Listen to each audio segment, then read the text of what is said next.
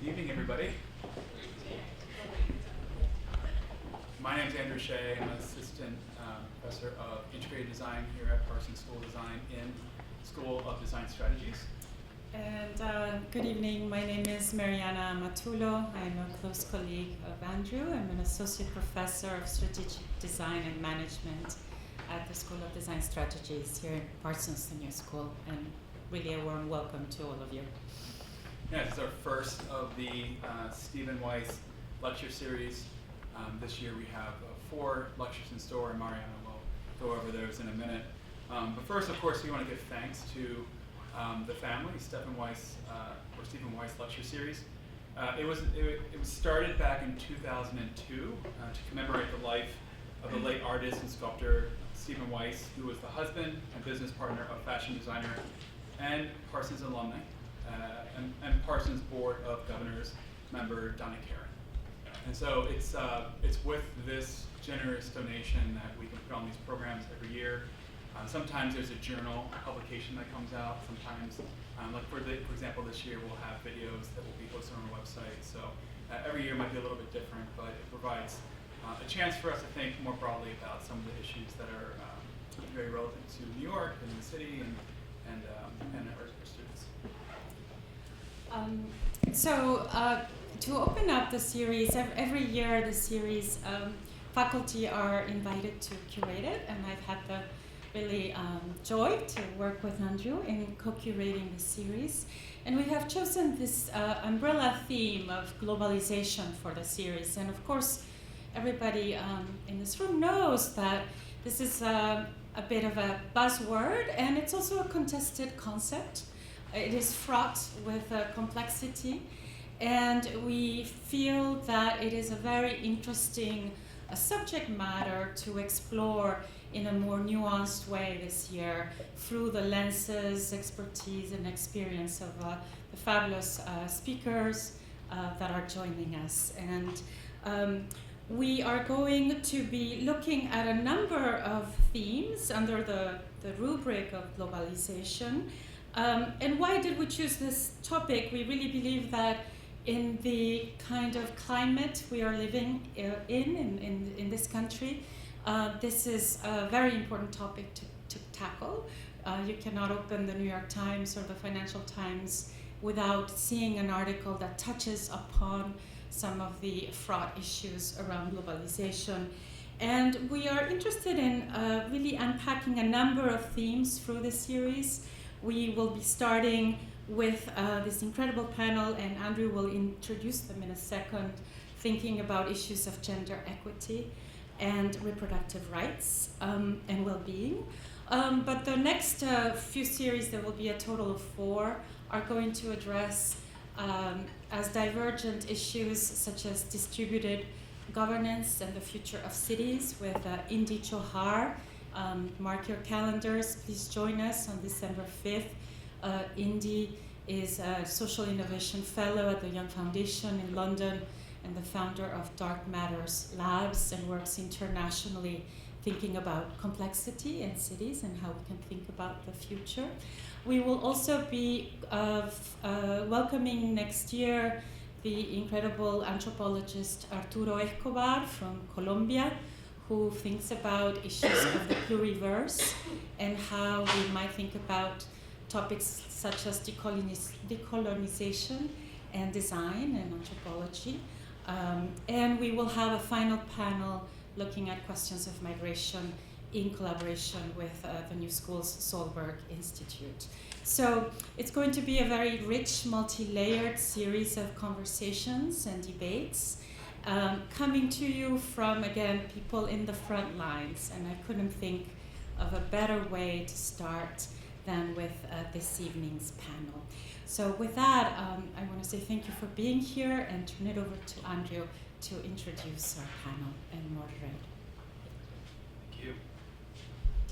So it's a real honor to be introducing this panel. I think the topic of gender equality and the issues that we're seeing on a regular basis make this even more important. Surprisingly, it hasn't gone away as an issue, but I think it's going to be a really interesting conversation with some extraordinary voices to unpack this topic. So I'm to introduce all of you tonight. So first, we're going to hear from Lori Adelman. Lori is the Director of Youth Engagement, and it was really tough for me to slim down these presentations, these introductions, because there's so many amazing details to flesh out. But she is the Director of Youth Engagement at Women Deliver, which is a global advocacy organization that champions the health, rights, and well-being of girls and women. Prior to taking on that role, she was the Director of Global Communications at Planned Parenthood Federation of America, and Executive Director at Feministing.com, which is an online community that is run by and for young feminists. In addition to her incredible work at these organizations, Lori has worked at the United Nations Foundation on the Secretary General's flagship initiative called Every Woman, Every Child. She's worked at the International Women's Health Coalition and at the Human Rights Watch. And in addition to contributing to several books, including the Feminist Utopia Project, she has been featured on the Route 100 list of most influential African Americans in the United States and on Forbes list of 30 under 30. So we're very, very fortunate to have you here. Our second speaker tonight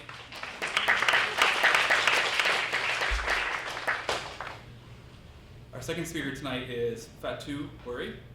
Fatou is a social justice advocate currently working on innovative solutions for gender equality at UNICEF. She previously worked as a health communications and regional advocacy advisor that focused on the topic of maternal and newborn health in Africa. She is the founder of the Survivor Dream program, which I believe you'll speak about tonight a little bit, which is a nonprofit aimed at creating psychosocial services for women and girls who are survivors of trauma in Sierra Leone. Not only does she have a deep expertise in the field, but she's also a gifted communicator. She channels her global experiences into writing and speaks broadly about her experiences, especially those that focus on youth engagement and participation, health systems and gender equity, as well as women's political participation. She also hosts the Moth radio show. You can find that online. And the topic of her Moth series was the global story of women and girls. So let's give her a round of applause. So first, Lori and Fatou will give short presentations, and then Sujatha Jasudasan will join us to moderate a panel discussion. Sujatha is a professor of professional practice and management here at the New School. We're so happy to have her at the New School. She has worked as an activist, organizer, and scholar for over 25 years in a range of social justice movements. She is a leading voice on new practices in movement building, gender justice, and racial belonging. In her work, she focuses on forging unlike collaborations and looking past forced simplifications at the intersection of issues too often considered separately. I love the way you're describing that. It really cuts the chase. She has worked skillfully with a diverse range of leaders, community members, activists, scholars, researchers, and academics. Before coming to the New School, she was the founder and executive director of Core Line, which is a reproductive justice organization that teaches innovation for social change to frontline activists. With a focus on race and power, Sujatha has trained organizers to think and act innovatively and to generate creative solutions to complex social problems. And so now with that, let's give her a round of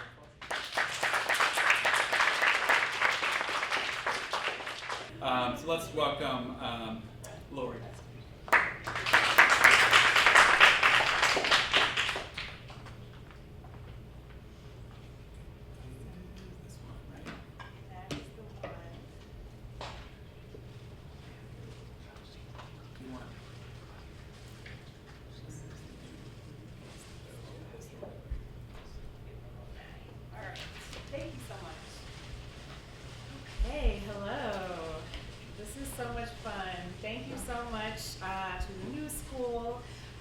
For having me here and putting me in conversation with these fabulous women who I cannot wait to hear from as well and talk to more, because already, I don't know if you can tell, there's been a lot of laughter.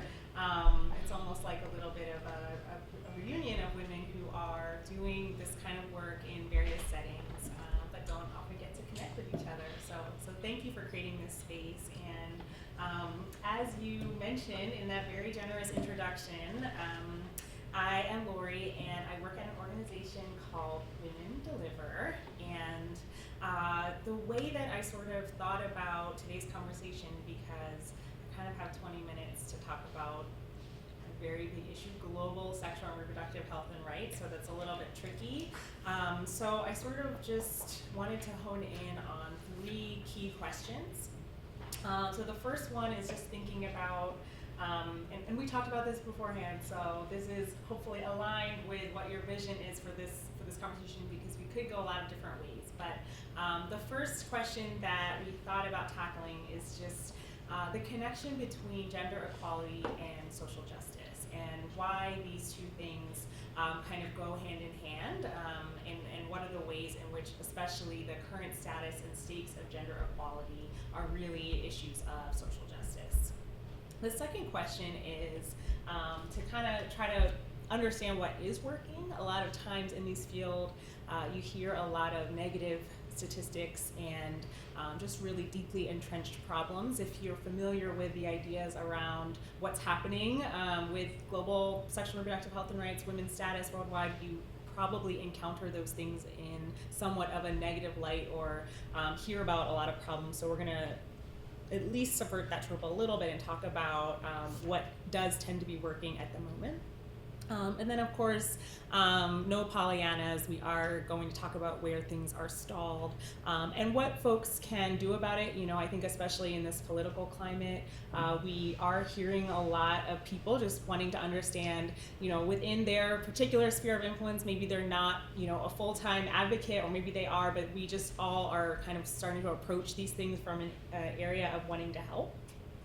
So I guess relating to that, I wanted to talk a little bit more about myself to start, because you heard that wonderful kind of bio that was presented in the beginning of this, but I have to say that really is not the full story at all. And I think it's worth talking a little bit about our personal paths to this work, if we're going to talk about it as social justice, and also sex, reproductive health, rights. These are very personal things.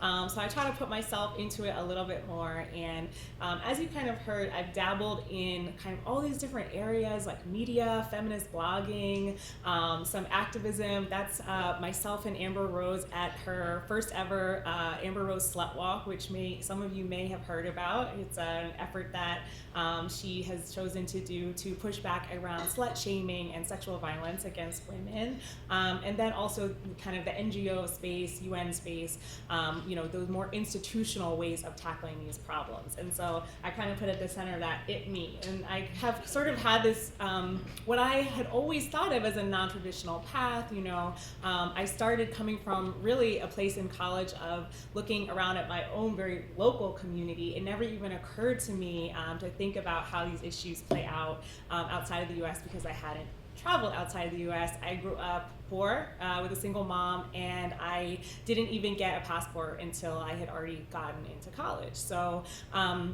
as a Black woman, a Black American woman living in the United States, having never experienced anything outside of the United States, I didn't even know there was a global field, international development field to go into. That was not something I grew up knowing about, let alone wanting to be part of. And in fact, if you had asked me probably in college or earlier, why, you know, what were the pressing social justice issues of my time, I would not have thought about, you know, being honest, my kind of fellow sisters living in other countries outside of my own, I had some Western privilege around that. And I also just want to say that, you know, I think some of these things on here just emerged from a place of being interested in the question of how gender was impacting my own life, which I think is from a frame of how a lot of us start to get into this work. And so I think it's really important to let ourselves evolve and grow and follow where our interests meet the need that ends up existing. And so my personal journey of activism in my own community actually brought me up against a lot of like sexism and weirdly entrenched, you know, gender issues within the activism community. And so that was something that started to open my eyes. And by the time I graduated college, I decided I want to do something that relates to feminism and gender. It actually came to I actually came to realize that the way that was mostly playing out in a way that really interested me and where I had something to give was in this global space that I hadn't realized really existed before. And I think it's really important to say, you know, up here on the slide, there's myself with not only Amber Rose, who I mentioned, some people, I promise I won't mention, you know, Kanye West's recent messy trip to Uganda, but I will mention, you know, that Amber Rose kind of was one of those people who was best known for being Kanye West's ex-girlfriend, and then decided to step out of that in an interesting way as in the woman of color space in the United States. And then also Angela Davis, who's, you know, a pioneering a professor in intersectional feminists, living and working in the United States, but with a global framework. So this is kind of what I stumbled upon when I did ask that question of how can I help contribute to this question of feminism. And I was kind of caught in the middle of this very intense global war and battle that I really had no idea was being waged. And so one quote that I think gets at this is this quote here: all over the planet, conflicts between tradition and modernity are being fought on the terrains of women's bodies. So this was something that was published by an American journalist, Michelle Goldberg, in her book, The Means of Reproduction, Sex, Power, and the Future of the World. And what I think is interesting about this is that Michelle Goldberg is a white American, domestically oriented writer and journalist and feminist. And so she discovered this and wrote a book from that perspective around what's going on in the global space. And so there's so many more voices of, you know, women in the global South who talk about how this is all playing out, but I think this is one entry point that I find is really helpful for Americans to interrogate, and then also compare that to how other women are talking about this. So one other thing that I want to say about this is that it's not really that when you apply a gender lens that you're privileging gender over other categories. In fact, I think we have to be extremely vigilant to look at how gender is intersecting with those other categories, such as race, class, age, ability, sexual orientation, and so many more. I think it's about really how useful at the end of the day we find gender as a way of categorizing some of the issues of power, subjugation that we're seeing to show up around the world. And so, you know, for many Americans are used to thinking about things like birth control and abortion as being politicized in the domestic sphere, but reproductive politics are global. They've been global from the start. And so this has actually become one of the key human rights struggles of the 21st century. So let's look at some data around that. I promised that I wouldn't get too dark about this and only throw up negative statistics, but I do think it's important to establish some of the stakes. So when we look at all of these different areas, employment, education, violence, how women are accessing their own ability to control their bodies, all of these areas women lag behind, and these are systemic structural issues. So one of the things that, you know, when we look at employment, women's work within the home is not even counted as part of a nation's income. When we look at sort of the education issue, we know that globally 2/3 of the children who are denied primary education are girls, and 75% of the world's illiterate adults are women.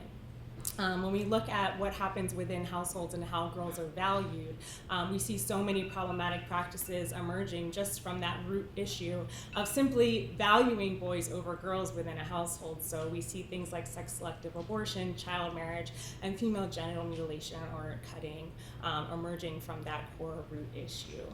Sexual violence, something that has become better known by some as a result of the really incredible Me Too movement, which we'll talk about later.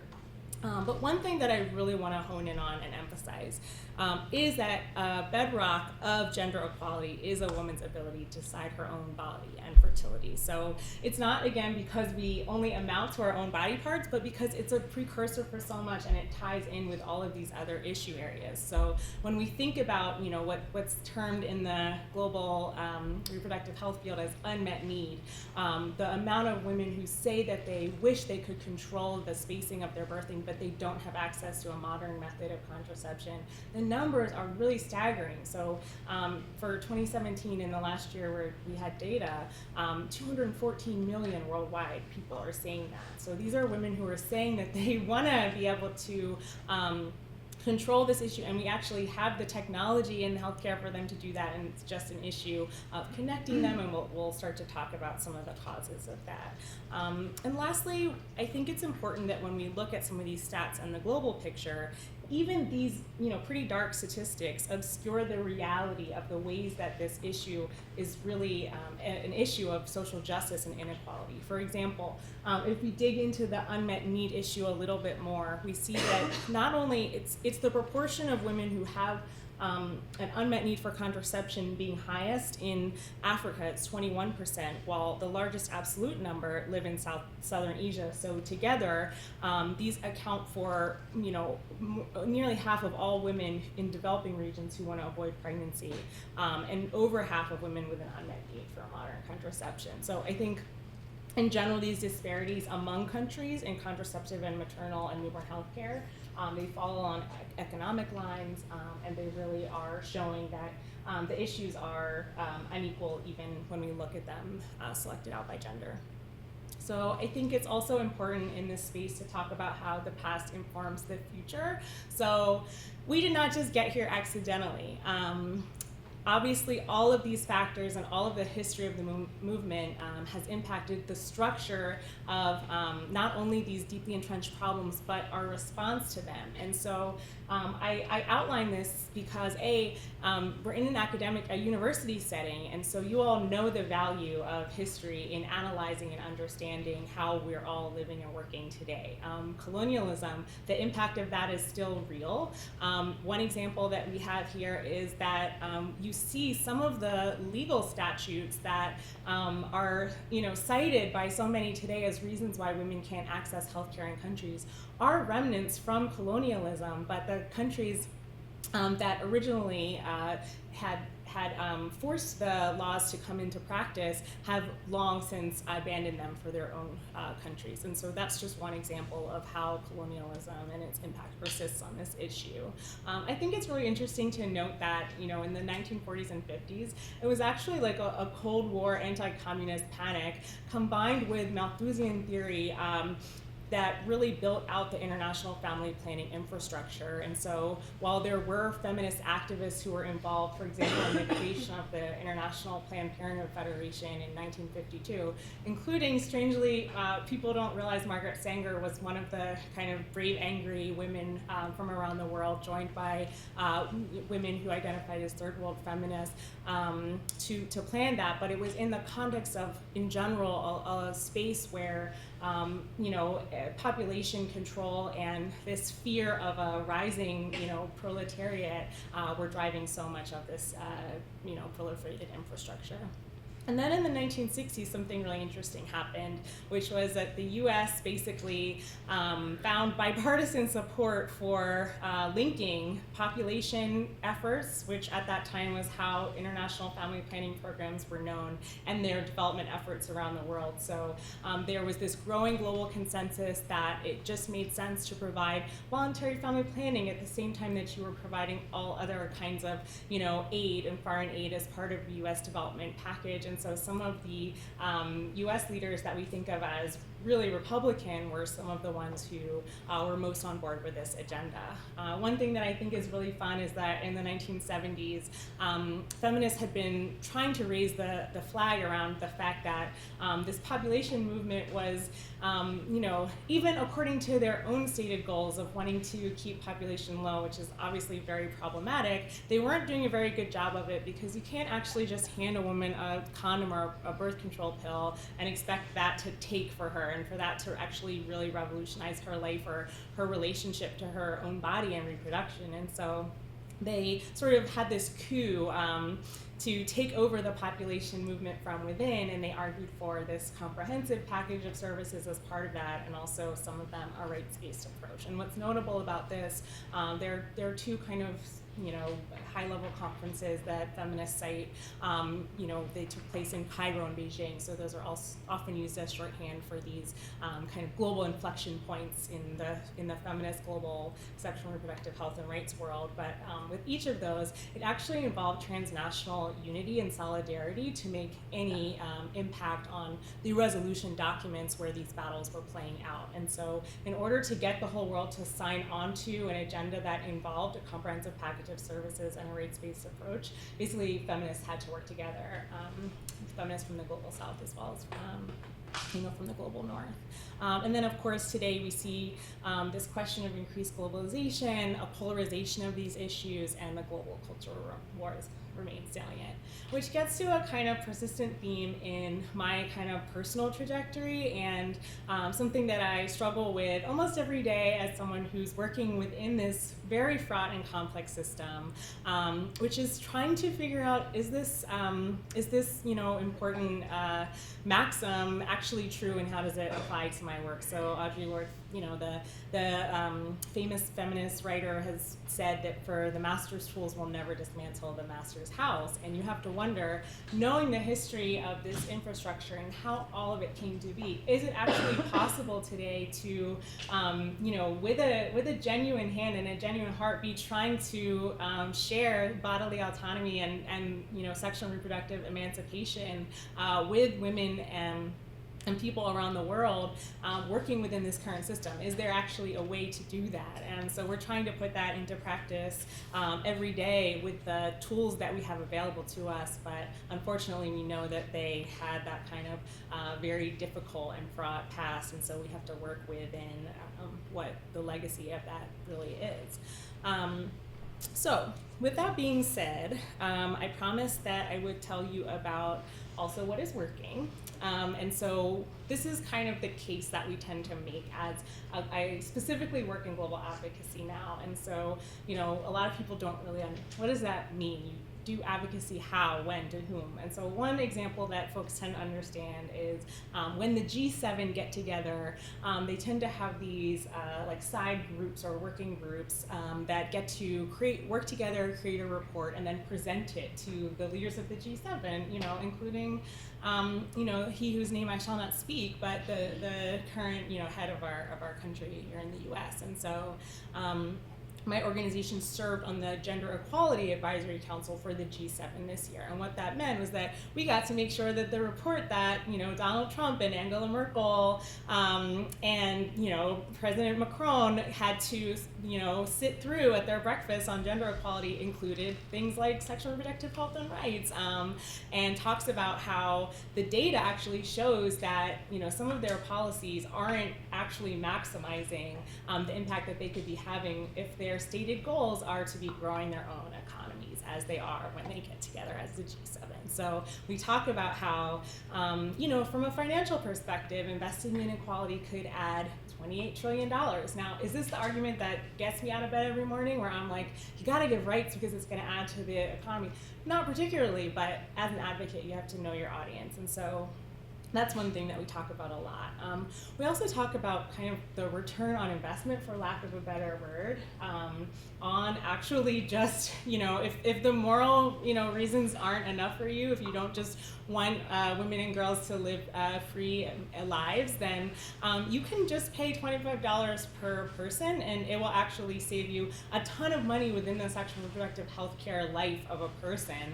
And it would impact all of these numbers that there's pretty much a global consensus would be a trend in the right direction. So $25 a woman of reproductive age every year globally would prevent 52 million unintended pregnancies, 14.9 million unsafe abortions, 194,000 maternal deaths, most of which are preventable and which happen in as soon as the developing or third world, 2.2 million newborn deaths, and 121,000 HIV infections among newborns. I don't understand how you can kind of argue with these numbers, but unfortunately people do. So one thing that I also want to talk about, how am I doing on time? Not terribly.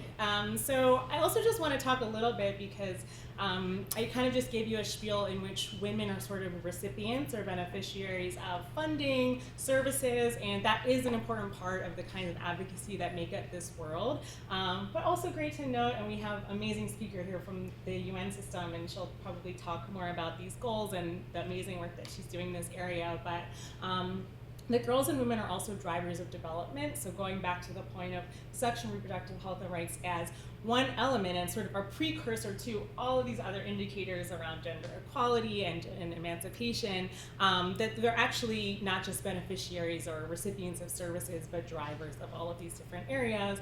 For example, not just patients, but also the core of the health workforce. I want to talk a little bit about what we're seeing right now. Because we are in a very unique moment. I find it hilarious that, you know, my field kind of turned hot overnight, because I remember when I graduated college, I was like, I want to be a feminist blogger, and everyone was like, well, see you never. That sounds fun, go enjoy that. And now there's just kind of this incredible resurgence around all of these different areas of gender equality and just good old-fashioned organizing, movement building. You know, it's really, my issues are in the global spotlight, which is fabulous, but also, as some of you might know who have your own, you know, causes or maybe even just a favorite band. Sometimes when people show up something that you've been working on for a long time, it can also kind of throw you off and be a little bit disorienting. So one thing that I always find really interesting and is a quote from Tarana Burke, who many of you may know. She's the founder of the Me Too movement, and she was actually a journalist and an activist for 20 years before, you know, the Me Too tweet kind of went off and went viral. And, you know, when she talks about that moment and what that was like for her of actually becoming, you know, having her work be known and seen and recognized 20 years later, you know, she says, I've always been kind of broadcasting this message out and putting it out there, you know, into the ether, but I just happen to now find a frequency that allowed other people to hear me. And so I think that's something that's really important to recognize, because none of these movements, and I can talk a little bit about what these are. This bottom right is my president and CEO presenting at the G7, and you know, in the red, and that's our little yellow pin. So it was a big day for us. We all helped prep the report that she was presenting on. But you know, I can talk a little bit about what each of these are, but I think it's important to know that even though it might feel like they're kind of popping up out of nowhere, it's like a hot or trendy issue, so many activists and advocates have been laying the groundwork, and you saw so much of that history that extends back, you know, for more than 100 years of kind of feminists and especially women in the global south actually saying, you know, this is not how we see our healthcare, you know, taking place, or this is not the way that the issues we're talking about are actually going to progress for us. And so there's some really cool movements here. The center top, Ni Una Menos, is one that's really interesting happening in Argentina, where essentially what started as an outcry around femicide, where, you know, women were being you know, brutally murdered in horrible numbers, turned into a push for more broad bodily autonomy, and actually women marching in the streets in huge numbers in a very Catholic country to demand policy change around abortion. And one of the things that's interesting about this, they weren't ultimately successful in changing the law, but I think a lot of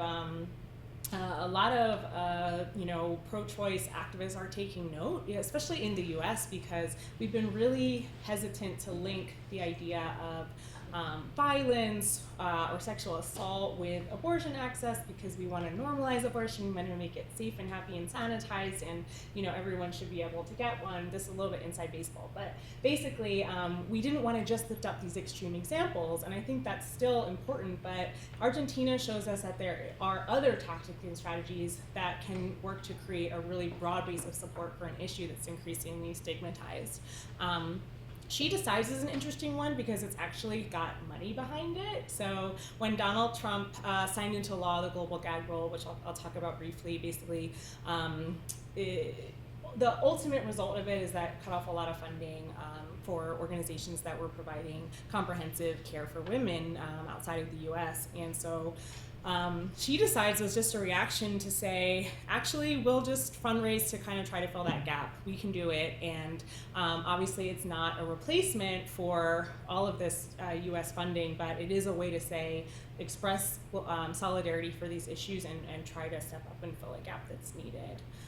I realize I'm running out of time, so I'll just very briefly touch on the fact that a group that's often really underlooked is young people. And that's another group where everyone's just like, wow, these young people are amazing and brave and brilliant and genius and so good at social media, and we don't need to support them at all. It's just inherent to them because they're young people, right?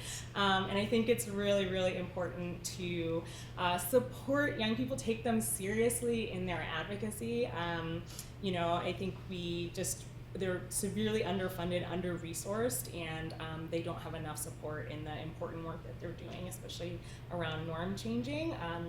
So we see, in addition to kind of the parkland teenagers, who many of you might be familiar with, in Ireland for the repeal of the 8th vote that took place there to overturn a longstanding abortion ban, young people flew back into their country if they were living outside of the country to vote. They also, in record numbers, opened up their homes to allow other people to sleep on their living room, on their couch, just to be able to be there for the vote. And that one actually was successful, which is awesome. Young people also tend to speak with an authenticity and bravery, which is really useful and refreshing as someone who's been in the NGO world for a long time now.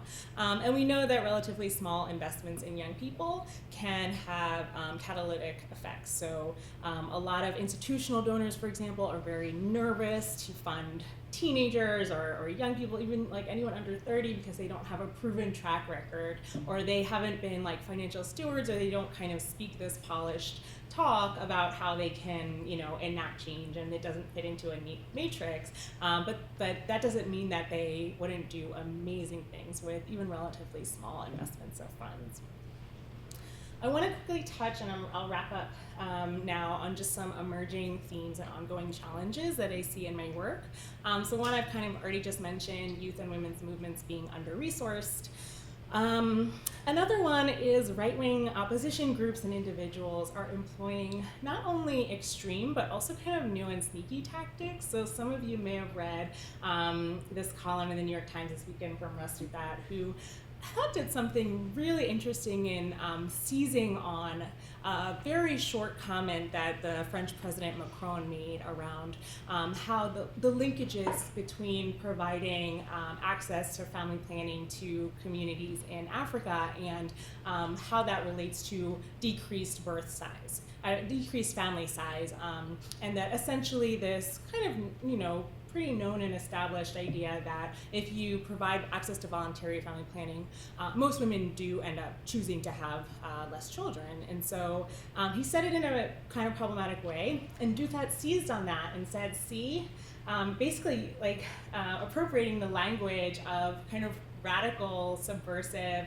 leftist rhetoric to say, see, these neoliberals are really just trying to come in and impose their agenda on you. They're using their evil Western neoliberal ways to exercise another form of population control, and that's why you should resist their agenda, which is really an interesting way to argue against someone being granted access to their own health care. We see, of course, the erosion of U.S. leadership. So I mentioned really quickly the global gag rule. And something I think is worth saying just a word about, because this is one of those rare situations where we saw it happen from a U.S. perspective as a globally facing policy first, and now it's coming to women in the U.S. So usually, we have understood the, canary in the mine as being, the women of the third world, and that's also happening again in this very messed up way.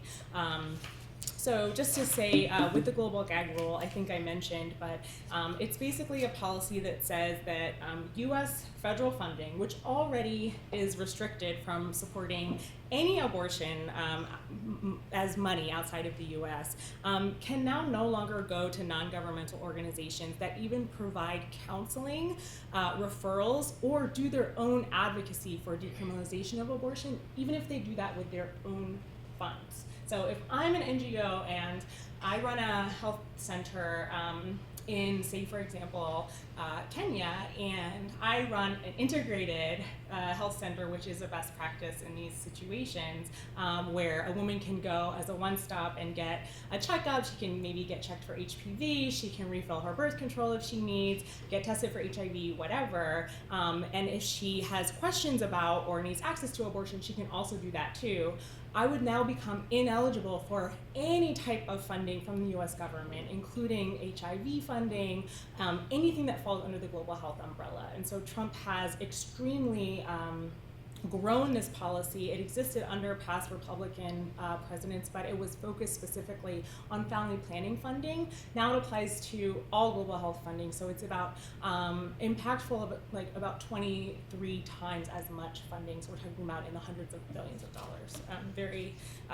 Very disturbing. And then one other emerging theme that I wanted to touch on is this kind of population control framework being morphed into a neoliberal white savior complex. And when paired with an ongoing failure to reckon with a colonial or coercive past, we know that this erodes trust in the communities that we're trying to build on. And the last thing is medical advancements, which are changing the face of healthcare and raising new questions for our work, including around what about when women want to do it themselves? What does that mean? What does that look like? How do we support that, but also make sure that it's done safely? And looking into self-care strategies. So for example, there are ways now that women, especially in Latin America, are distributing community-based access to misoprostol as a way of accessing abortion or doing their own HPV testing in order to bypass the traditional healthcare system. So I encourage you to use your voice, get involved with these issues, and I'm very thankful to you for your time. These are kind of a last summary of my points, and looking forward to the conversation with these incredible women. So thanks.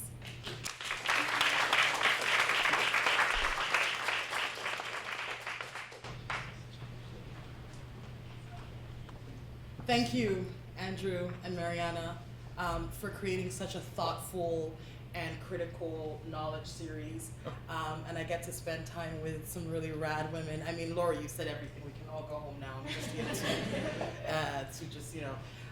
And thank you, each of you, for being here this evening. So this is really personal, you know, the old adage, the personal is political.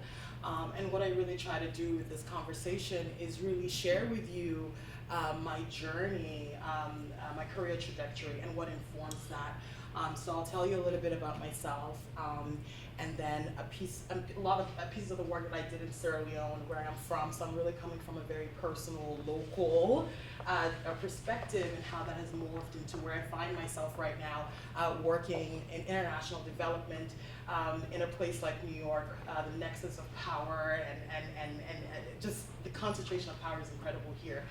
So I was just saying to the ladies before, I'm like, sometimes I have to pinch myself. I'm like, oh, they're talking about people like me. You know, they're trying to make policies for people like me. I remember when I was back home. So it's sometimes a little unsettling. And so the end of the presentation, towards the end, I'll speak a little bit more about my work at UNICEF, not necessarily representing the organization, but really the work that I've been doing for the past year and a half.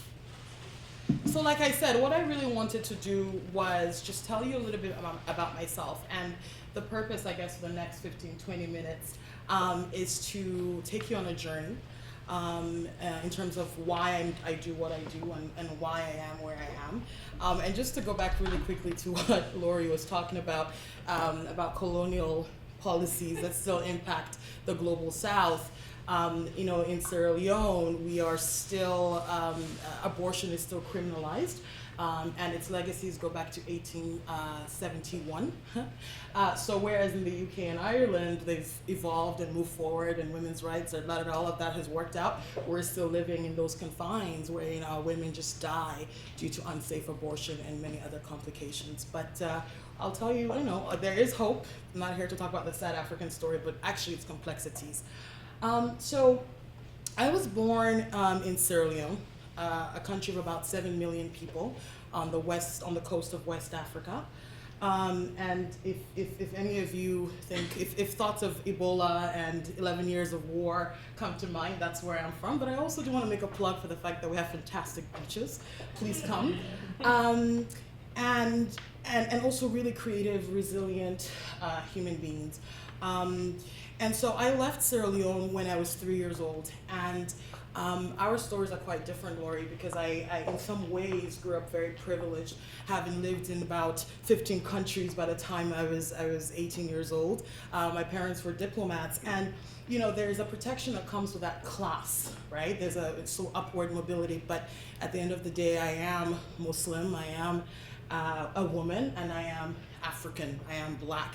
So there is Black and women at the bottom of the totem pole, but like there is African that just sort of goes down a little further down. And especially when we don't have an Americana accent to help cover up where we come from, there's certain disadvantages we continue to endure. So that was my experience. And recognizing, because I am living as a Black African Muslim woman and interacting, no matter where I went, whether it was Europe, the United States, South Asia, there are systems that are designed and nurtured and sustained and perpetuated to really to perpetuate racism, sexism, misogyny, anything to say that I will always, my embodiment and people who look like me must remain in the margins. I grew up in international schools, and it was often people who didn't look like me who were talking about Africa's issues. It was women and men who were holding up space and occupying space and talking about who we were, what our histories were. And so it is from that experience, despite certain privileges and being able to oscillate in many different worlds and switch code and sound very African when I need to and sound very American when I need to as well. So I recognize those privileges. However, at the end of the day, there was this deep sense of responsibility that where I come from, women like me need to be able to need to access the types of opportunities I've been privy to. So after 21 years of living abroad, I returned home. I wanted to go home and understand really what it meant to be able to create opportunities, distribute and fight for resources and systems to be able to ensure that more girls who look like me could really be anything that they wanted to be. This is not, I don't know how this works. So I will tell you what that journey has looked like. It's been one about incredible humility. The assumption that because I come and return from home, I have all the knowledge was quickly, that bubble was quickly burst. And so I'll tell you the 3 pieces of work that I did that really helped me, I think, not only anchor myself in immense humility, but also be part of movements that really center women and girls' voices and really push for agency and how we reframed really complex issues. Firstly, a little bit about my work with Mamaye, which is a DFID, which is the UK version of USAID, funded multi-country program on maternal and newborn health survival, Sierra Leone being one of the countries. I'll speak a little bit more about the NGO that I founded and what that meant in the time of the Ebola outbreak in Sierra Leone. And then hopefully I will run through, because there are many slides, for those of you that are interested in what we do at UNICEF. For the last 1.5 years, I've been part of a team that's been shaping a global portfolio on gender and looking at innovative solutions that can help us reach gender equality. And innovative solutions come in technologies, methodologies, approaches, products, and services.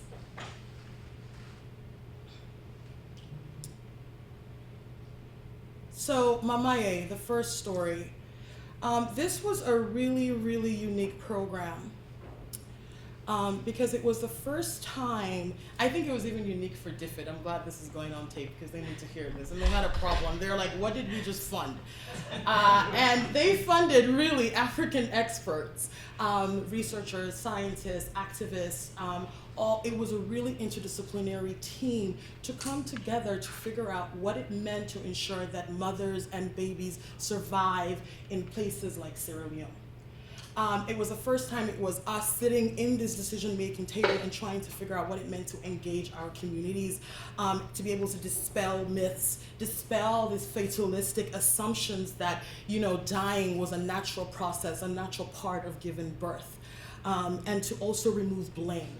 We weren't coming in and saying we had the solutions. We were saying, listen, all of us as community, as Sierra Leoneans, have a stake at ensuring that every woman and girl that is pregnant can survive and can thrive. So we weren't going to do the entire poverty porn, sad Africans. It was, how do we really talk about agency? And it was a really unique way to approach this. So for me, it was really exciting to be able to leverage evidence, looking at the science and looking at the data or the lack thereof data, and being able to package it in a way where policymakers could feel like they had something that was accessible and digestible and felt empowered to be able to change their policies. We weren't there saying, you fail, leader, for making sure, or Minister of Health, for such high mortality rates in Sierra Leone, but it's, here's a gap, we're going to give you the information. It was going down to community and saying, fathers, male caregivers, you have a role to play, however small it is. It was going to women, pregnant women, community members, and saying, you don't have to die. Here's the information for you to be able to become advocates, and you can challenge your government, you can challenge your systems, and you should be able to survive. So, for instance, we took years of very opaque constructed lingo around maternal mortality, and we said mothers, babies survive. And what does it mean to have safe clinics? We broke it down into these about 5-6 indicators: drugs, safe blood, trained staff, clean water, electricity, and really mobilize communities to understand what it meant to have safe clinics in their communities and how they could advocate for it. So here are some of the images. Not only was this a unique way to frame maternal mortality or maternal and newborn survival, the call to action was also about giving blood. One of the biggest causes of maternal mortality is hemorrhaging, which is excessive bleeding during birth, sepsis, and preeclampsia. So to be in a community wherein donating blood is taboo, right? And really has narratives around, very negative narratives and stereotypes, but to tell people that there is a way in which you can contribute to this, to saving lives. That's me, Gar's giving blood. And it wasn't in the city, by the way. It was like, any Sierra Leoneans here, you must understand. It was in a village of a village of a village. And it was there, and my mom was quite worried, but the point is, we do have these services, they are working, women can give blood, communities can give blood, and it was just highlighting what is good. I think sometimes we underestimate to ourselves, especially living in the countries we come from, that things are working, that they can improve, and that every single person can play a role in that.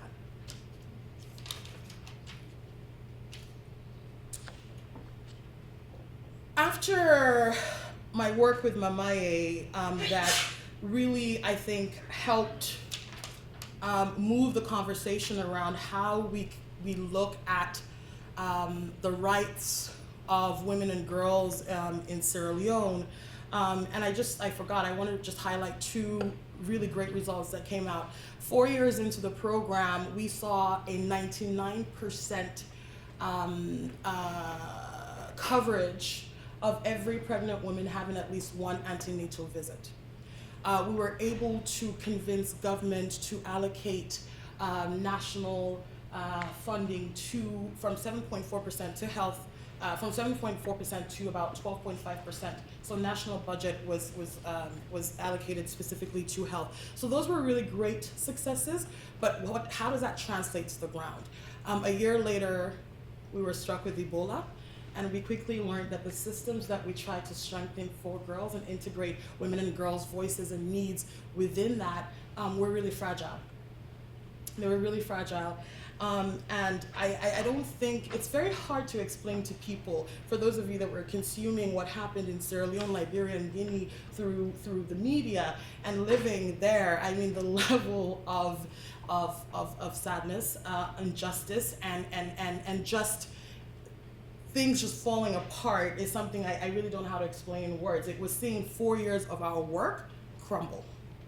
Those systems hadn't shifted, weren't strong enough to be able to absorb the needs of our people. So a year and a half into the crisis, and I went from working on Mamaye to working for the UN and liaising between the United Nations and the government of Sierra Leone, I realized that the focus was just on breaking transmission. We were treating Ebola as just one, as something that affected all populations. We weren't sensitive to the fact that women and girls were disproportionately affected in this crisis. And it happens, whether it's war, whether it's a health epidemic, whatever it is, women are usually disproportionately affected. In a place like Sierra Leone, because of social norms, women and girls are caregivers. And therefore, if there's a sick person in their family, they're the first to care for them. The health sector, 99% of the health sector is made up of women, and they're nurses. So they were just dying. And we weren't being able to have a really gender-sensitive response. There I was sitting in these fancy meetings talking about how we get to mobilize communities to really absorb all the the messaging around wash your hands with chlorine, don't touch people. I mean, how do you tell poor people who live in a really small one-bedroom apartment, like about 10 people, not to touch each other? That kind of nonsense. That's what we were doing for a very long time, and it wasn't working. And I just felt frustrated at the point of the crisis wherein we were breaking transmission. And that was all we cared about, and more people were surviving, more and more women were surviving with no protection. I mean, social protection was quite limited beforehand, but imagine surviving a disease like Ebola, and then that's further heightened. So the story was, women would leave the Ebola treatment center, they would get $50 and a mattress and told to start their lives. And here we had a multi-million-dollar response that hadn't come up with a comprehensive plan for women and girls. And so left what I was doing, and with a couple of friends who understand what it means to be a survivor. I'm a survivor of a different type of trauma, but yet had the privilege to be able to access services and products to help me move and move through my own pain.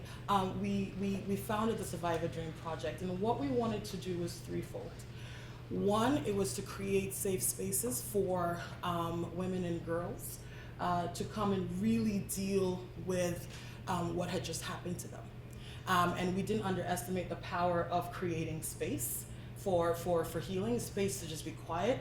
But there was a rigorous part around that, and brought in the right people to be able to run that.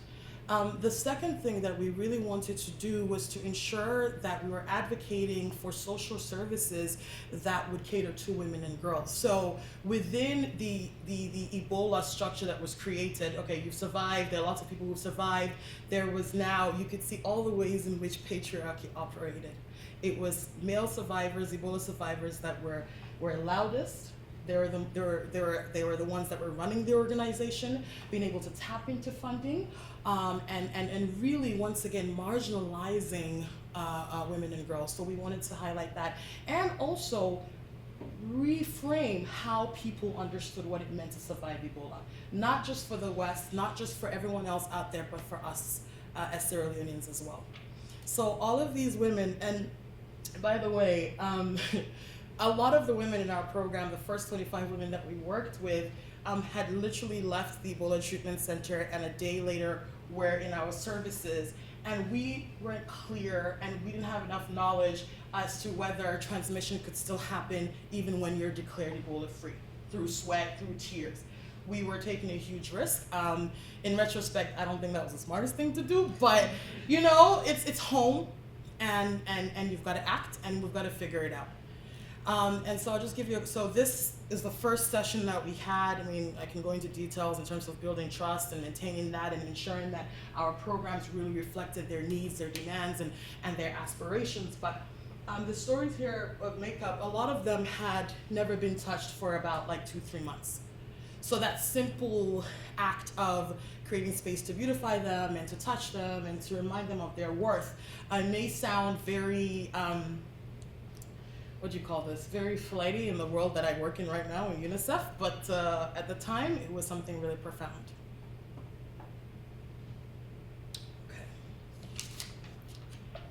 So this is where I will just give, I think, a bit more of an in-depth overview of what I currently do.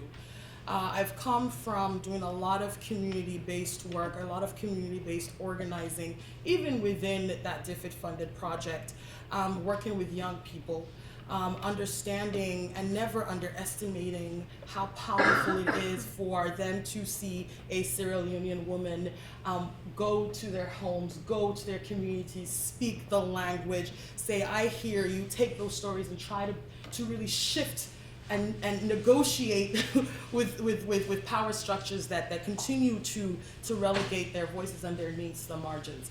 And so I never took that for granted. And the journey of working at home and then took a break and then ending up where I am right now has really been helpful in the work that I do, wherein we look at innovative solutions that can help us reach gender equality around the world. So I'm the one person in the room that's always like, so you want to create this app that works in a place like Nairobi or that works in a place like Brazil, but is it going to work in a place like Mali? Is it going to work in a place like Sierra Leone, where interconnectivity and internet penetration rates are really low?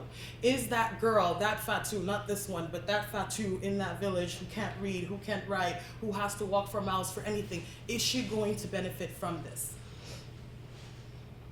So what we do, and Lori alluded to this, is of course it's the UN. So we start from the Sustainable Development Goals.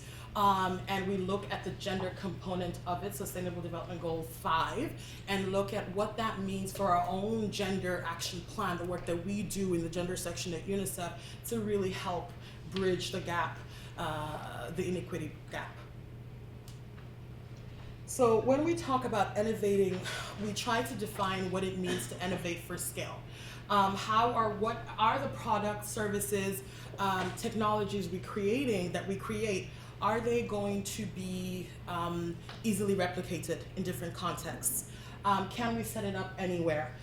Is it open to constant improvement? Iterate, iterate, iterate. So, how we sort of break this up is identify what the major iniquities are, and it goes around so the iniquities, what the innovative solutions that would help address those iniquities, and what it looks like for scalable solutions. So unlike Women Deliver, wherein they're quite clear about their stands on sexual reproductive rights, where I work, we're not. We're big recipients of US funding, so we sort of talk about it under menstrual and reproductive health. And then we also address gender-based violence and girls' secondary education, and other inequities that exist. And we look at solutions, products, and methodologies that can help us reach those aims. So what I'll do for the next, how much time do I have? The next 5 minutes is just go through some of these solutions. Of course, there's the usual challenges to scale. How do you break status quo, build capacity, funding, partnerships, and of course, how do we embrace failure? Our current portfolio, we work in 15 countries. That's what I currently coordinate. One humanitarian context. I think there should be 2, but we'll just leave it at 1. And as you can see, that's our matched funding that we work. So when we talk about the gender programmatic priorities being gender-based violence, looking at menstrual and reproductive health, looking at adolescent girls' skills for learning and employability, we look at the approaches to really ensuring that we address this issue. So it's one thing to develop a really pretty app, but we recognize that there is a gender digital divide. Not every girl is online. And that iniquity itself is something that we have to be cognizant about. When we talk about innovative financing, it's not just about raising capital, it's about how do you redirect capital to be able to move these programmatic aims. So quickly, one of my favorites under looking at gender-based violence in an emergency context, it's what's happening to respond to the Syrian crisis in Lebanon. So they've basically taken the clinical management of rape kit and put it into an app for healthcare workers to help really be more survivor focused. So as doctors are constantly in this, this really difficult state, environment where they work, they can just use the applications to help them really better respond to girls who have survived sexual violence. What's happening in India that's really cool, and it's happening in a rural context, is that we, some of the stats here, 26 crimes against women committed every hour. And so what young people have come up with is basically to create, it's called the safety pin, is to create an online platform where we can crowdsource and map in real time safe and unsafe routes. So a girl can say, okay, I was walking here, this was scary, or don't go here, or someone harassed me, and in real time we can capture that, and whoever has that app can sort of see what routes are safe and are unsafe. If you want to go on Facebook, you can do this right now. It's the sexiest thing coming out of our organization. It's called Fabi Grossi, which is an educational entertainment character that deals with the risks of sexting. And I really call this racy because the script, they use all kinds of curse words. They talk about sex in a very explicit manner. And where we work, we don't do that. It's quite uncouth. But I think this is how this is a solution that came from Brazil, and it came from local actors, it came from young people, and they were creating content for young people, right? And so it's currently being piloted in South Africa, which is called the sexting capital of the world, Argentina and Ukraine, to see if we can scale this up. When we talk about menstrual health and reproductive health, we've got what's happening in Palestine. They use gaming apps in schools, so in the West Bank and in Gaza, just to get young people to improve their hygiene practices.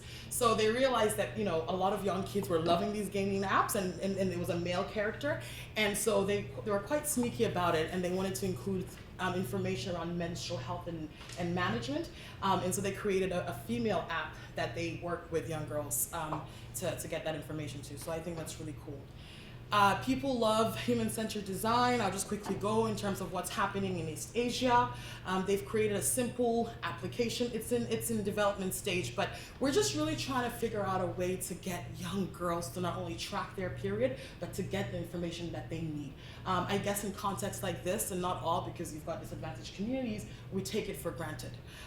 But for many girls around the world, being able to really have agency over their sexual reproductive health is a privilege, and so we try to do that through applications, with co-creating with girls. I'll just sort of go through this, and this is more of what we do very well in the UN co-creation context, but this is actually really cool because it is really ensuring that young people in places like Kosovo are creating the solutions to their country's most pressing problems. And those solutions are being funded, and they're being supported to reach scale. Rwanda is using schools. All right, so this is the last one, but Cuba is really interesting because they're trying to get fathers and male caregivers to be more involved in early childhood development, and they're doing that through a multinational media campaign, but also using interactive apps that can help fathers and male caregivers bond with children. All right, so what are my 3 takeaways? Like I said, this was going to be very personal, and I wasn't going into details because Madame Laurie over there gave you a great overview. What have I learned and what do I try to always remember in the work that I do, because I recognize where I sit today, and it's very easy to become caught up in the glitz and the legitimacy that working for big multilateral organizations can give you. And you forget who you work for and who you serve.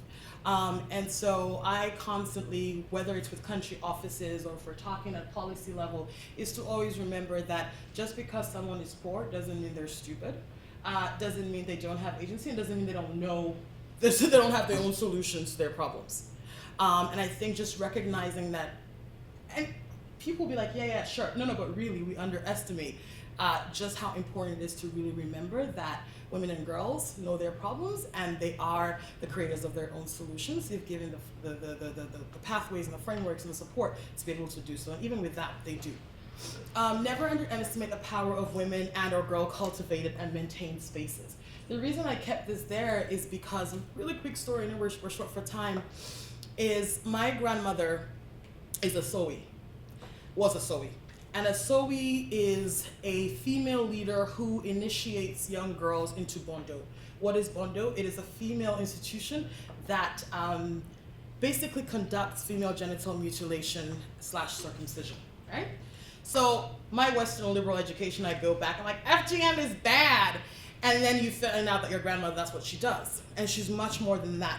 And so this conversation around FGM and the politicization of Black women's bodies and agency, what I know about Bondo is that that is the only space where women have power.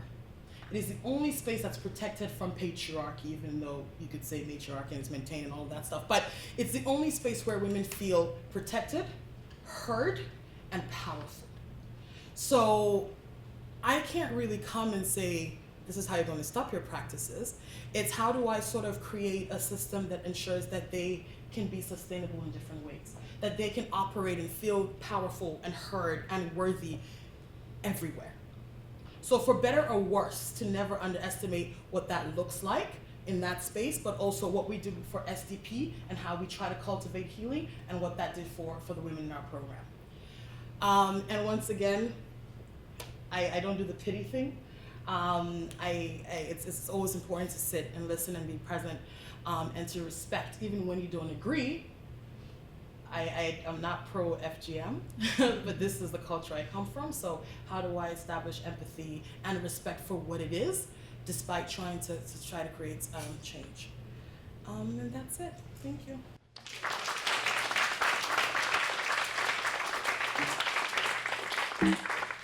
So I'm going to try and kind of weave a slightly complicated question together, and this pertains to globalization, and really the theme of this series is globalization, its discontents, and new futures.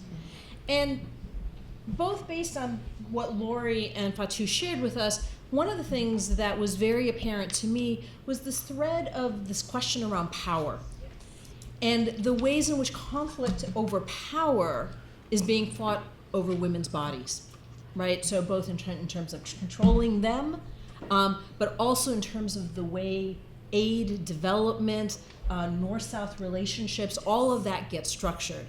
And given that this is a conversation that's happening within Parsons, where we're talking about design and innovation, I'm curious to hear from both of you.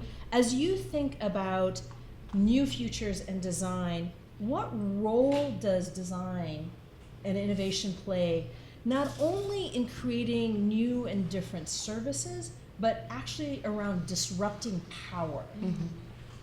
So that it's not just an interesting app, but how have you seen it actually change relations of power for the women and girls that you have worked with?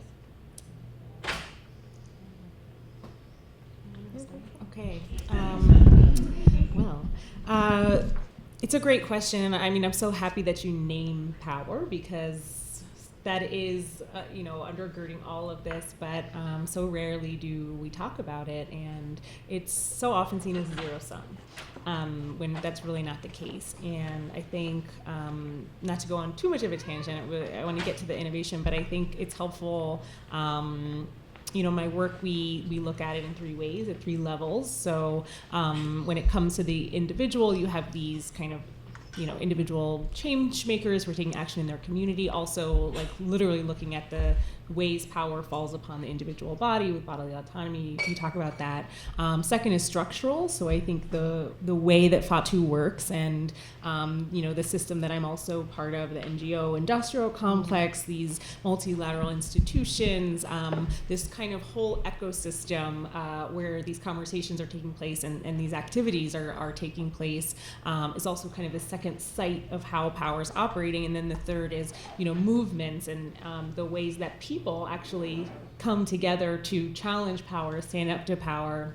And so I think it's important to look at, all 3 of those when we see how innovation design can disrupt, because those are kind of the sites where this is all taking place. And so there's so many examples. Fatu showed so many really interesting examples. I learned so much. My page is covered kind of here with notes. And, one thing that I experienced firsthand is just kind of the very literal way that we create a pipeline and actually give folks power within this field. And I think the way that we don't really have a pipeline for people who are from the communities that are most being impacted or addressed by the policies that are created by this field is problematic in and of itself. And so I think disrupting that process, getting yourself involved or encouraging, people from new and different kinds of communities and diverse voices to be involved. So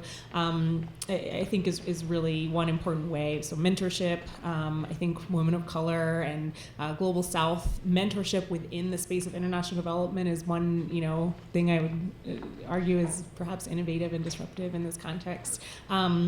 Another way is design of data. As an advocate, we see information presented in extremely difficult to understand ways, obscure corners of the world that you have to go to just find basic information that should be readily available on every policymaker's mind, or every person with power should have access to this information. And so we, a big part of our advocacy is just taking data that's public and open source and accessible and boiling it down to like a little card that a man can put in his suit pocket, for example, if he's going to be making resolutions at the UN. Here, take this language, instead of listening to the right-wing opponent of sexual and reproductive health and rights that might be courting you in the halls of power. So those are just 2 things that come to mind. Great, thank you. For me, it's through narrative, and I say this especially from the experience of the African girl, and that's general, but of growing up as an African girl. We are taught virgin whore. A virgin is quiet. She's abstinent. She follows all the rules. Now, if you're slightly rebellious, I learned how to drive when I was 13 because all the boys around me in Sana'a in Yemen were driving, and all the girls thought it was so cute. And then I learned how to drive, and my parents nearly said you're a whore, right? So just challenging that. And growing up, of course, on the continent, you see, our journey outside of Sierra Leone started in Zambia, in the late 80s, early 90s. So you see the release of Mandela, you see his ascent to presidency, and you also see, the ways in which HIV/AIDS was devastating our communities. We were dying. And everyone around us was dying. And so once again, virgin whore comes into play in terms of what it means to protect oneself. You must be deviant, you must be all of these things. The narratives we're being told, all of these have colonial legacies. Got into secondary school, and this was our sex education, ABC, abstinence, be faithful, use a condom. I'm like, what? How do you tell young people that? Once again, virgin whore. These are the only choices. You grow up a little bit more as an African girl. You either, some places you go through a female genital mutilation, circumcision, whatever you want to call it in your context. Some you don't. If you do, you're virginal. If you don't, perhaps you're a whore, right? we aren't taught about our sexuality and our bodies, which are, you know, so inherent and indigenous to our culture.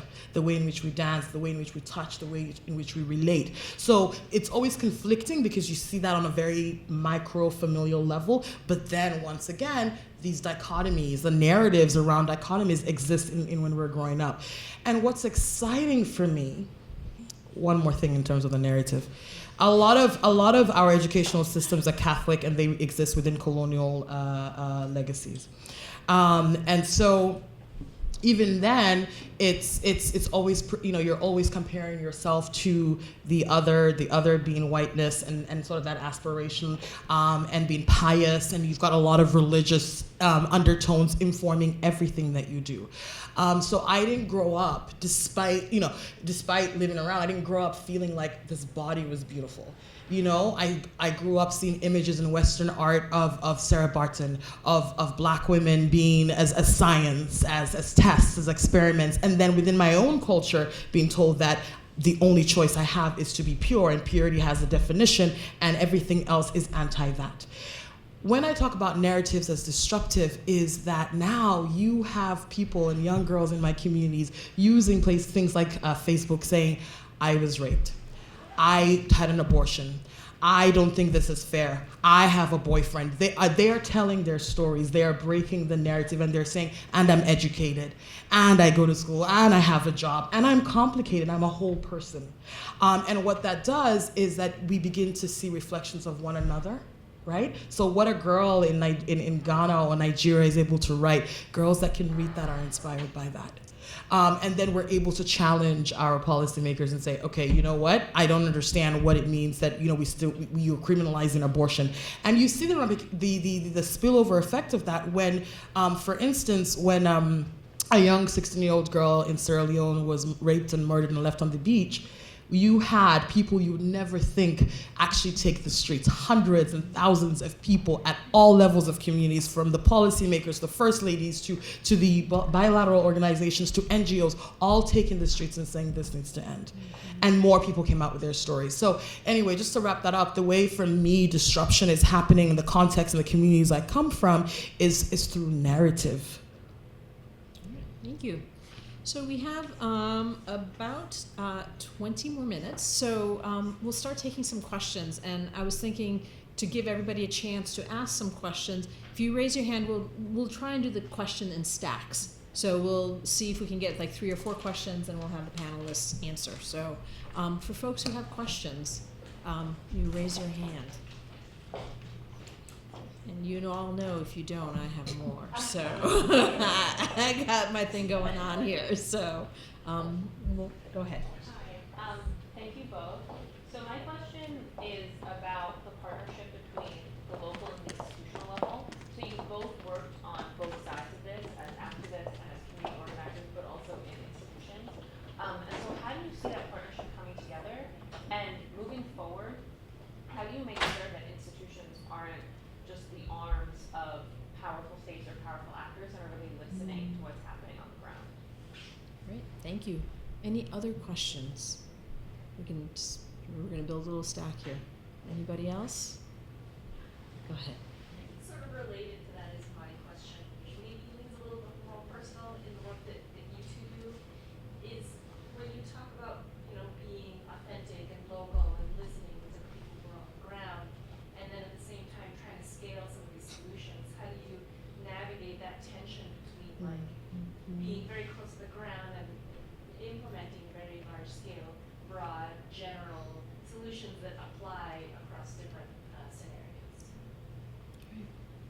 Any other question for this round? No? All right. Would you like to? Yeah, there's a lot there. Those are good. Those are really good questions. Yeah. Maybe I'll start with some of the scale stuff and go back to the kind of relationship with the ground. I think especially this question about how not to be kind of a government mouthpiece, or there's other interests, right, that can undermine this work. So that's something I think about a lot. But just to quickly talk about scale and really honing in on kind of what is the fundamental model or theory of change, because I've worked at a lot of different sort of formats. I've worked at organizations that embody different formats, right? So most of them have been like globally oriented Western institutions. So that's my bias, and I own that. I think within that there's just this very interesting range. There's the kind of carrot and stick approach, like that, for example, a Human Rights Watch would employ, like name and shame, document, hearken to these moral and sort of supposedly global principles of human rights. And then there's also kind of a partnerships grant giving model. So it's really funny, I sort of stumbled upon my first global feminist job was at this place called the International Women's Health Coalition, and very small NGO that has a model where they basically fund like these community-based organizations that are providing like a comprehensive package of services. And so straightforward model. It happened to be run by a woman who essentially was like the architect of, one of the architects of a feminist coup in the 70s that I mentioned. And so it was kind of this weird confluence of factors. But all of that to say, their model was through kind of like very carefully and purposefully curated over time partnerships and relationships, where it was all about, we know these groups for so long, we're investing in them. And then right now, I'm not even involved in, I worked at Planned Parenthood, service delivery meets advocacy. Right now, I'm not even involved in service delivery, which I think is really interesting. And right now, the only thing that we're trying to scale is capacity building for advocates. And as someone who was kind of like a young feminist advocate myself, I definitely believe in now the kind of get out of the way model where, we're basically a middleman to say, we'll get a lot of resources together and build a platform for you. And our whole goal is to be able to lend that platform strategically, and also deploy the resources with as much leeway as we can offer you to go use those and run. So that's kind of the model that I'm scaling at the moment. I don't know if that's helpful.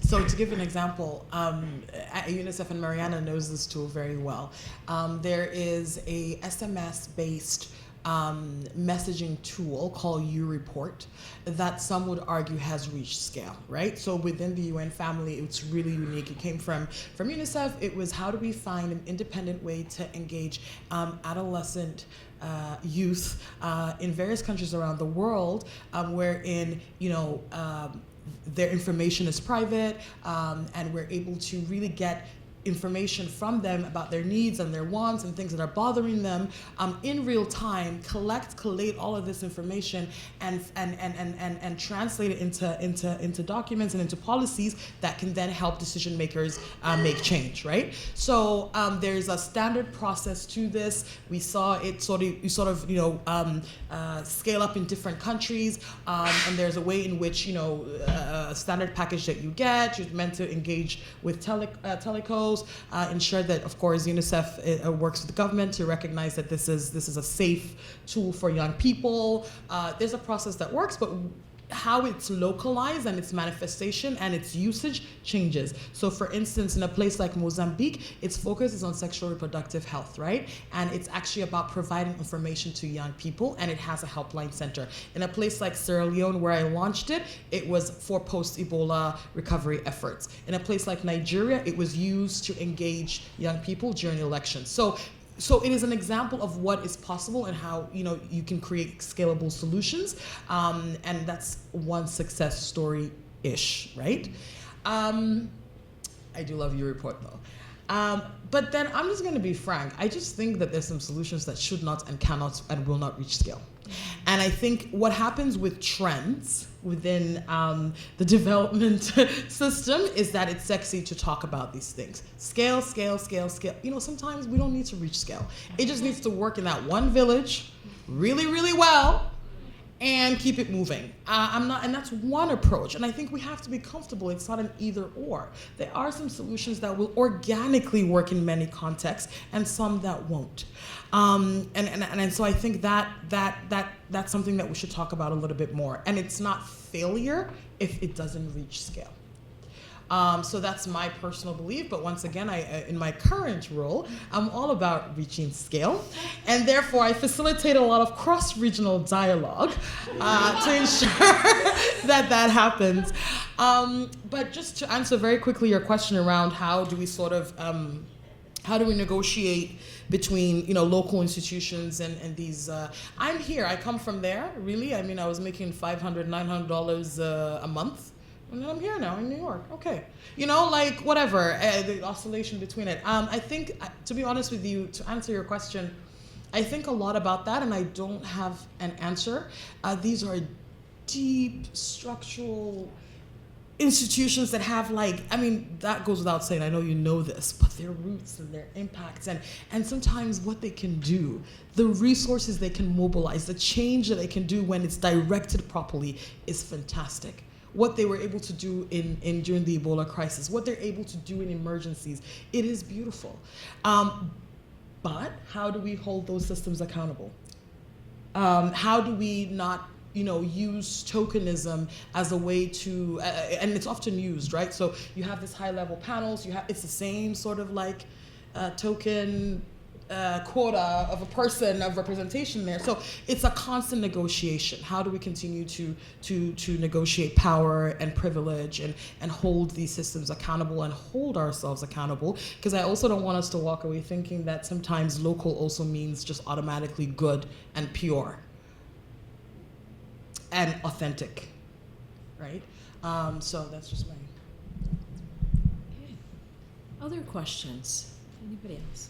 Well, I come from an architecture background, and I do see that, especially if you actually brought up how technology is a solution to the current global equality. So my question is, how can we leverage infrastructure in terms of architecture, spatial environments, in order to enhance or support that movement of gender equality, of these women in these remote areas, of that movement? How could we, well, not we, but the architectural discipline, how can it be leveraged to even enhance the work that you guys are doing? Any other questions? Just gonna keep stacking them. Just anybody have a question you wanna add? Go ahead. Oh, so you were just waving. Okay. I'm generally in the spirit of your question too, was wondering if you could leave us with some tactical ways that we can help. Yeah. Just literally anything that you're willing to share with us of what we can do to help. Yeah. No, literally, I'm an architect, I'm a strategic designer. These guys all have their own superpowers. So definitely prioritize her issues first, but then me too. Yeah. Anybody else want to add a question to this? Well, I'm going to add one. Okay. So we often, well, I don't know, we or the often, but there's some conversation around, we talk about our current system, and Laura, you talked about the kind of origins of this work and the coup that happened in the 70s. We don't often enough talk about the ways in which our current system of inequality and gender inequality is designed, right? It serves a purpose. And so the question of how do we undesign the system? Yes. It's a complex answer. There's a built environment question, there's a multiple skills question, but if we think about using design skills to design for equality or for design for liberation, what might that look like? I said start with our restrooms. Yeah. Did you want to start? We're gonna change up the order. Now I know you're a professor because we're Yeah. I'm like, what? I need to marinate on that one, but I do just want to give an example around the using architecture and thinking about safe cities. So at UNICEF, in our innovation section, we've created a tech bets on safe cities around the world, looking at starting with Kenya, and that's looking at how do we design cities to be safe and inclusive and responsive to various needs, right? And so they sort of highlight the key thematic areas, whether it's ensuring that there's safety around wastage or making cities safer for women and girls, or how do you sort of it's layered, right? Structurally, what does that look like, and how can we use technology? What do we need to do, working with local actors, working with young people to be able to create and design these systems, and how do we sort of get people to invest in that as well? That's where the innovative financing comes. So it's a very interdisciplinary, very cross-sectorial approach to that. So it's not just strengthening the framework and redesigning and reimagining what that looks like for UNICEF. It would be children, really, not people. To safer cities for children, but then also how do you bring in all the necessary expertise to make that possible. So just wanted to give you an example around that within the space, people are thinking about that, and increasingly so, as a way to address some of the world's most pressing challenges. Plus one to that, especially the multi-sectoral element. I mean, I think these are exactly the kinds of people and, cross-disciplinary conversations that we need to be having. I'm very, very used to being in rooms where we are preaching to each other's choirs. That is kind of, unfortunately, very endemic to the NGO world, and our field more broadly. So a couple of different fun areas I just want to talk about where like design innovation could come into play.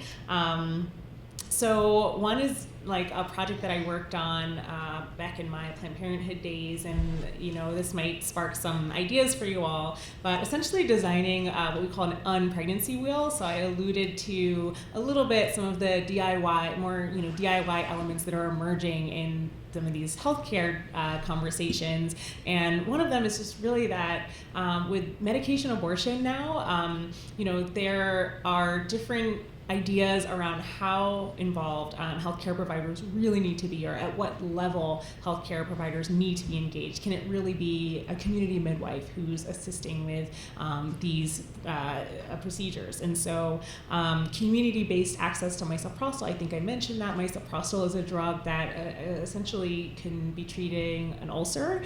So it's on WHO's list of essential commodities. It also can be used to induce abortion. And so it's both readily available and relatively easy to distribute. It avoids a lot of the usual pitfalls that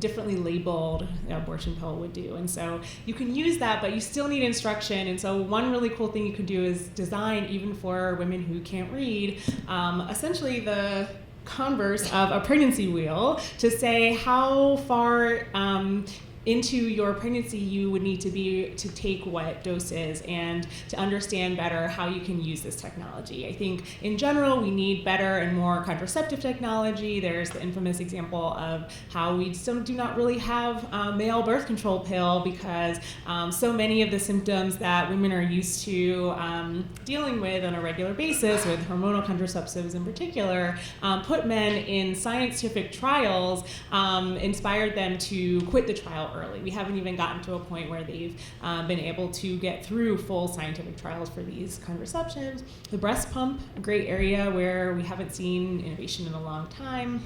A very grim example I wanted to speak to directly about architecture, and then I'll wrap it up. Unfortunately, when I was at Planned Parenthood, there were constant threats of violence against health centers, but there were several examples of that actually coming to fruition. And one such example that actually ended in fatalities was in Colorado. A man who expressed that he had an interest to get back at baby killers, basically stormed a health center. And what was really interesting, was that the health center had actually been designed to be as safe against armed violence as possible. And so there were chambers in the health center where he really couldn't exit the lobby area. And I think people, it's a very grim story, so people don't know. But essentially, because of the way that health center had been designed and prepared to, for a situation just like this, the patients and the healthcare providers were able to basically lock themselves in a protected area that he could not get into for several hours while there was a police standoff. And so I think that's one example of design saving lives. Overall, I think that I'm really excited to be starting these conversations, and I think I talked a little bit about the Women Deliver conference. That's one moment coming up in June in Vancouver of next year, where we do kind of really encourage people from different kinds of sectors to come together to talk about these issues. It's the largest global conference on gender equality. So encourage you all to look up more on that, and we also have more speakers who will be addressing issues like this, and I mentioned Toronto Burke, she'll be there as well. So to wrap it up, I have one last question for both of you, and this ties a little bit into the conversation we were having earlier. So both of you work and do your work both in the context of a historic system, right? So the context of development and population control, etc. If you were to think about speaking truth to power, what might be some things that you personally would like to sort of give voice to that can disrupt some of the sort of either stereotypical understandings of these fields, or what's a call to action, sort of a truth to power call to action that you would share? Whew. A lot. Okay, I got a lot of things I need to say. But as I was saying to the two of you, this is my second time living in the U.S. The first time was right after 9/11. We were in Sana'a, and 9/11 happened, and for some reason we were evacuated to Virginia, Manassas, whatever. Was here for a year. It was difficult. It's in a climate that was highly Islamophobic. Yeah? And now I'm here again at a time that's difficult. And of course, because of the positionality of the US, your policies, your government, what happens here affects the rest of the world. Yeah? And as I sit here in the epicenter of concentrated power and privilege, and work on a portfolio about supporting and providing technical support to people on the ground in their journey and in their process in trying to create beautiful solutions that can help us really move the needle on gender equality, I am constantly oscillating between what I would do if I were an American right now, what that action would look like, and what it means to be a global citizen. And then my heart is always home, because we have our own deep issues and there are things that we need to speak to. And it goes back to what you're saying. If I was here and working on domestic issues, how do I vote? How do I support local businesses? How do I use my talents, my skills, my resources to ensure that marginalized communities in this very difficult climate are feeling heard and feel like they have allies? Internationally, in a place where we're always negotiating power and privilege, and even as an African in the international system, I'm feeling as though the system isn't for me. I constantly say that international development is for white people, straight up.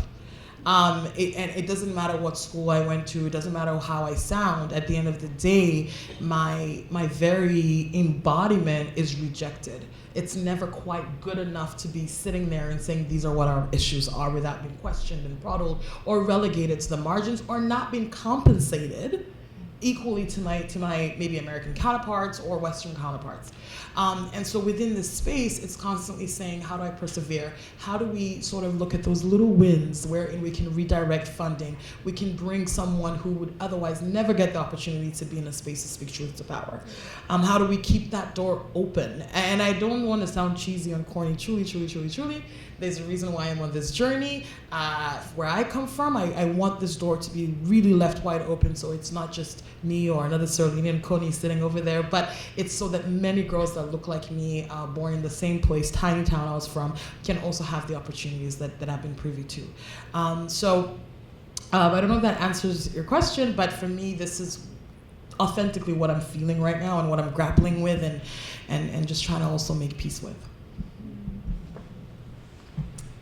I absolutely love that. 100% agree. I mean, I'm just reflecting on how rare it is to have conversations even this honest about, you know, reflecting in our own field and work. So I would just say, top of my mind, you know, speaking truth to power is really pushing for greater diversity within the field of international development. It really is a travesty, and I think because of that fraught and highly racialized context from which all of this comes, a lot of Americans kind of feel scared by that, and I think they just kind of don't want to touch it and don't want to get involved, and you know, we see so many examples of just pure ignorance around what's going on outside of the U.S. I mean, you know, this Western privilege is very, very real, and so I think almost at the same time as it does make my personal and professional journey really hard and really painful and really full of microaggressions that I, you know,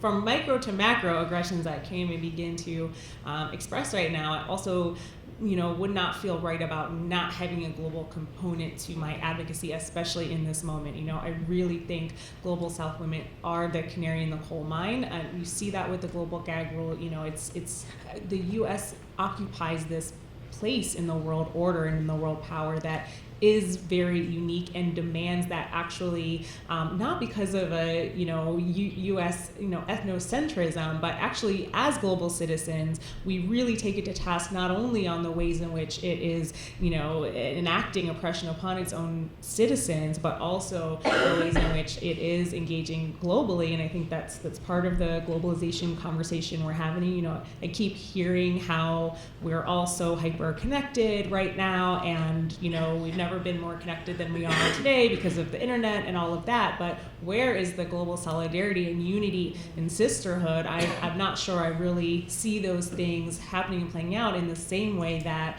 I think we've seen in previous iterations of political movements. You know, I don't want to overly romanticize it, but the civil rights movement, you know, in many ways had a global imagination and solidarity. Du Bois, you know, talked about global consciousness as part of his activism, and so I really do think there's still a further need to connect all of these dots, even in the context of the globalization conversation.